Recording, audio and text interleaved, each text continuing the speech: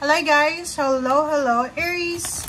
Welcome dito sa aking channel Aries. Alamin natin kung anong messages, vibration, gabay energy para sa lahat ng Aries.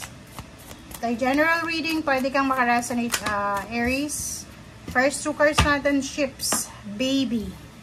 Comment down below Aries. Nakikita ko sa'yo dito Aries na yung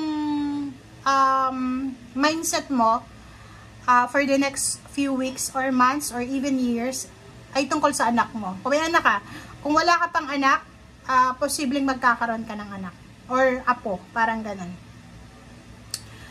Yung ships naman, ang message ng ship na to is yung matagal mo nang hinihintay. So, for example, may Aries ditong babae na matagal ka nang gustong magkaanak na babae, parang ganun, or lalaki. Yung parang na-diagnose kayo ng infertility, tapos ang tagal yung naghintay, ang card na to ay nagsasabi na kung ano man yan na matagal mo nang hinihintay ay posibleng ibibigay yan sa'yo, darating sa'yo. Okay? Okay, Aries. Mayroon din ditong Aries na posibleng magta-travel kasama yung anak, or meron ding Aries na posibleng bibili ng sasakyan, magbubuk ng mga tickets sa bus, sa barko, sa aeroplano, parang ganon. Or posibleng mayroong Aries na lilipat ng bahay kasama yung anak, parang ganon. Okay, in your power.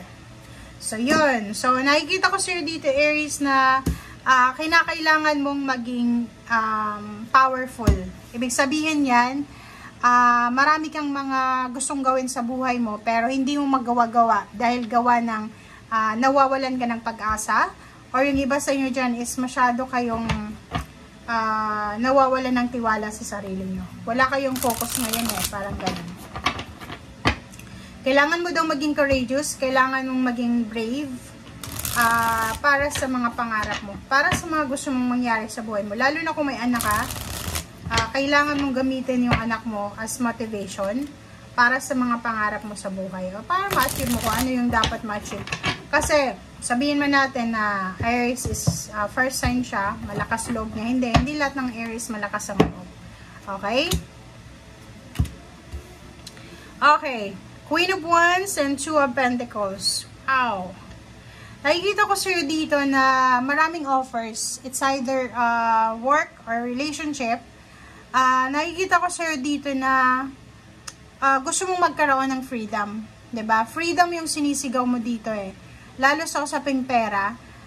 Parang sinisigaw mo dito na kung mayaman lang ako, lahat ng problemang itong pinagdadaanan ko ay hindi ko to pwedeng problemahan sa ngayon kasi hindi to darating sa akin kung mayaman lang ako. Parang ganon. Yun yung what if mo Yung iba naman sa'yo dito, financial freedom, yung sinisigaw dahil sa pinagdadaanan nila sa ngayon. Okay? Yung iba sa inyo dyan, Aries, ay nangangailangan ng lump sum of money or certain amount of money para sa freedom nyo. Parang ganon. So, mayroong mga Aries na siguro hindi kayo nakapagtapos ng pag-aaral, nag-asawa ng maaga, or kung ano pa man, and ngayon yun nare-realize na kung mayaman lang kayo or hindi lang naging, alam mo yun, yung mga regrets mo sa buhay, pera yung pagsisisi, pera yung dahilan kung bakit nangyayari yun sa'yo, parang ganun. Nakakaloka. Ang hirap sabihin dito. Okay? Okay, the Tower and Three of Cups. Maraming Aries dito na maraming pinagdaanan kayo na problema, financial, emotional. Yun nga yung sabi ko sa'yo for several readings na bumagsak yung foundation mo di ba? It's either nawalan ka ng relationship, nawalan ka ng bahay, nawalan ng trabaho, na layoff ka, nasira ka sa business, or kung ano man to na parang trahedya siya na nangyari sa buhay mo na hindi siya katanggap-tanggap. Parang ganon. But, kung makikita mo to, past na siya. Nasa ilalim na kasi siya So, ibig sabihin, past na siya. Yung shady moments na yan, yung problema na yan, heartaches and losses na yan, napagdaanan mo ng Aries. So, nandito ka na sa Three of Cups, or parating ka na, papunta ka na sa Three of Cups, parating ka na sa balance. So, ibig sabihin, anumang pagsubok na iyon ay napagdaanan mo and napagtagumpayan mo. And nandito ka na sa celebration, nandito ka na sa lesson learned, 'di ba? So, maganda 'to kasi minsan 'di ba, kahit pinagdadaanan tayo ng mga pagsubok sa buhay, hindi tayo natututo. But yung Aries na nakikita natin dito, is sobra siyang aware sa mga pagkakamali niya. Okay? Parang sinasabi na lesson learned, and kung ano man itong illumination, ano man tong endings na to na posibleng mangyari, talagang magdadala to sa kanya ng new beginnings. Ibig sabihin, yung dinanas niya na gulo, problema, sigalot sa buhay niya, ay hindi pala masama yon. Kasi minsan, may mga taong dumanas ng ganyang sitwasyon, maraming nawala sa kanila, and then mas lalong nawala sila sa buhay. Diba? Yung parang mas lalong nagulo yung buhay nila. But in your case, iba. Pinagdaanan ka ng bagyo sa buhay mo, and yung bagyo na yon, siya yung magpapatatag sa'yo para makapagsimula ka na plantsahin yung lahat ng mga gusot sa buhay mo. Okay. Tingnan mo. Diba?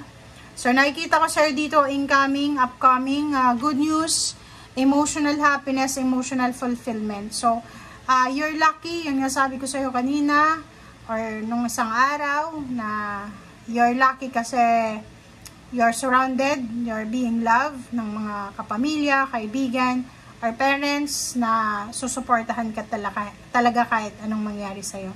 Ang 10 of Cups na yan is all about celebration. Maraming selebrasyon na posibleng mangyayari.